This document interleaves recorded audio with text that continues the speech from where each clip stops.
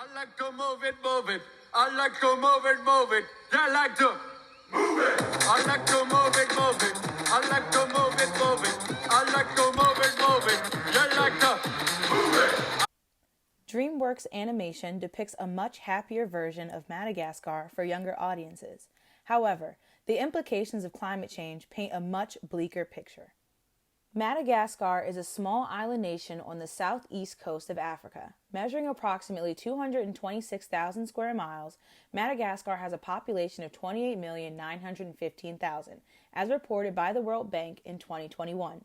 With its capital city, Antananarivo, which is home to 1.3 million, and several other cities in northern Madagascar, you would be surprised to know Madagascar is responsible for less than 0.01% of carbon emissions annually, with an average CO2 emission of 0.1 metric tons per capita.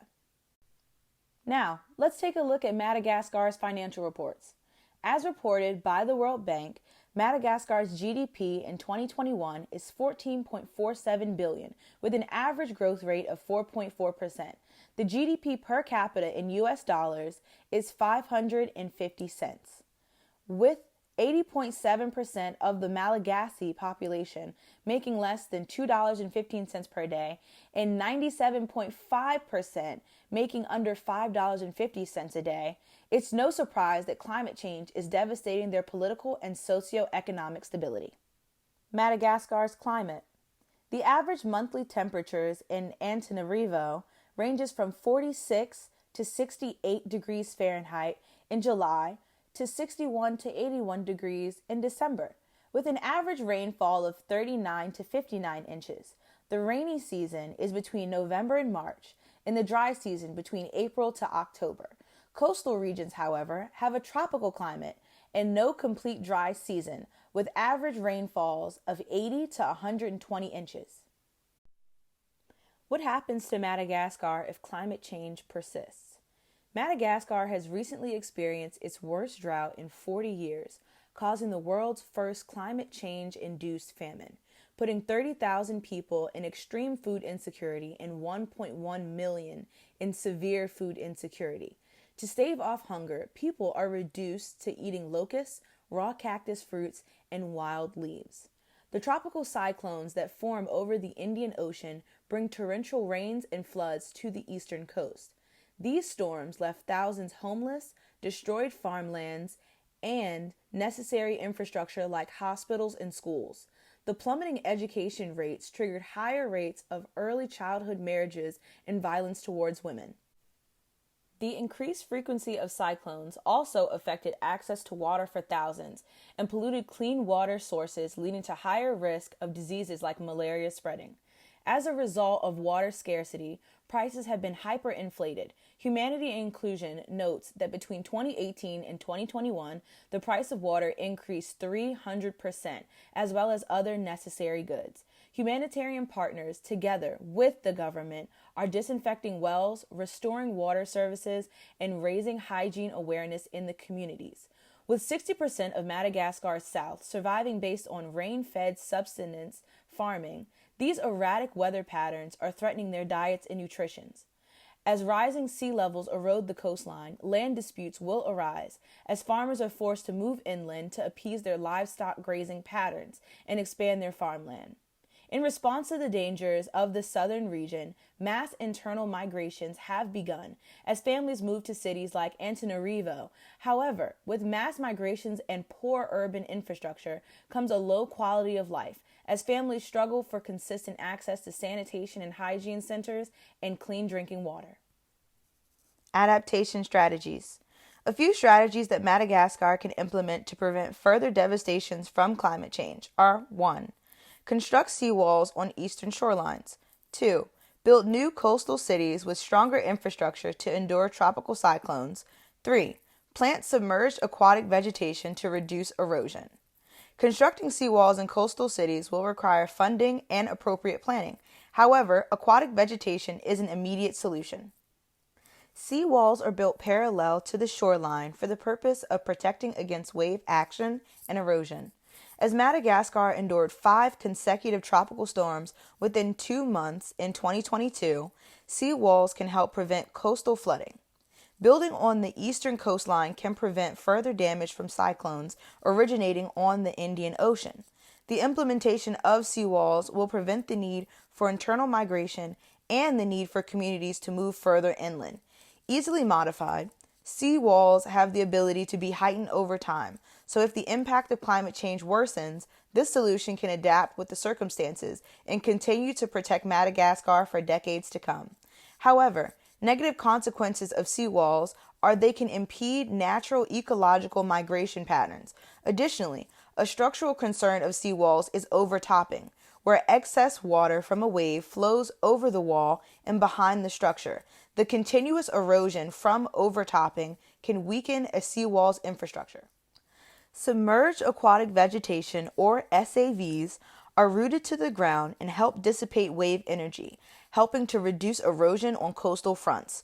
Not only does it provide a habitat for fish and shelter against predators, but SAVs are photosynthetic, meaning they absorb carbon from the atmosphere and emit oxygen for us and for marine life. SAVs can improve water quality and help reduce the percentage of carbon dioxide in the air. However, they are vulnerable to rising ocean temperatures, ocean acidification, and anthropogenic activities like boating and dredging. Common species of submerged aquatic plants include muskgrass, waterweed, and coontail. Some adaptation strategies, like planting SAVs, are more attainable than others. According to a study conducted in 2010, the unit cost of constructing 1 kilometer of vertical seawall can range from 0.4 million to 27.5 million US dollars, including construction costs, associated work, and compensation costs. However, this figure depends on access to human capital, access to construction materials, and the height of the seawall. Given Madagascar's current financial crisis, the government cannot afford to implement any of these solutions and lays victim to the overconsumption and destruction by the global north.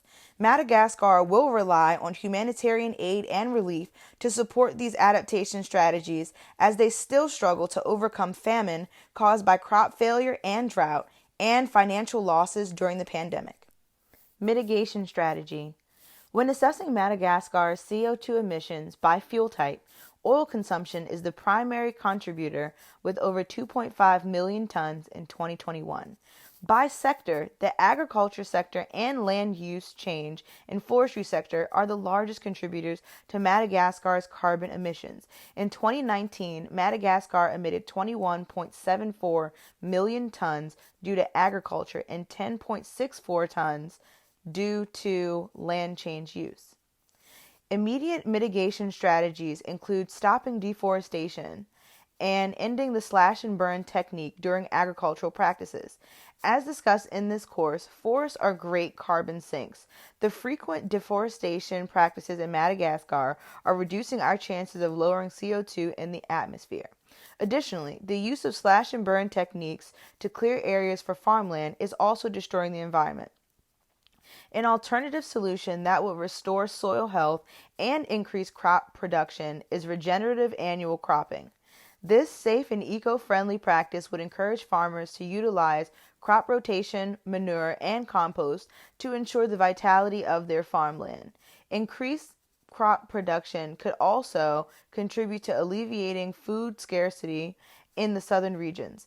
As Madagascar emits less than 0.01% of annual carbon emissions and is struggling through famine and a financial crisis, it is difficult to enforce these solutions. The Madagascan government would have to partner with the World Food Bank and the United Nations to create and dispense educational materials for farmers. Reaching these isolated communities will prove difficult. However, the rewards are bountiful. With more funding and technology, a mitigation strategy that would be beneficial would be the education of women and advocacy for women's rights. Educating women would increase innovation and technological developments that would increase future GDP. Additionally, there is an inverse relationship between education rates in women and population growth. By reducing population growth, it could lower potential future emissions. Forming an alliance. In order for climate change mitigation and adaptation strategies to be effective in Madagascar, the Madagascan government would need to import resources, funding, and experts for future implementation. As a small island nation, the closest countries are Mozambique, Zimbabwe, Malawi, and Tanzania. The biggest setback to an alliance is the financial crisis in these surrounding countries. As reported by the World Bank database, Mozambique's GDP per capita is 491.8 US dollars. Zimbabwe's GDP per capita is 2,773 US dollars. Malawi's GDP per capita is $634. Tanzania's GDP per capita is $1,099. To provide contrast, the GDP of the United States is $70,248 US dollars. In 2022, Madagascar partnered with India in the Coalition for Disaster Resilient Infrastructure. This organization involves a total of 29 countries, including Afghanistan, Australia, Canada, France, Germany, Japan, Jamaica, and the United States. The CDRI aims to help island nations develop resilience to deal with the adverse impacts of climate change and support legislation like the Paris Agreement to ensure a safer planet. Madagascar has also partnered with United Nations, EU, and the World Bank for several humanitarian aid packages and capital investments. Partnering with external organizations and developed countries is the only way Madagascar can reach its financial goals and improve the standard of living for the Malagasy people.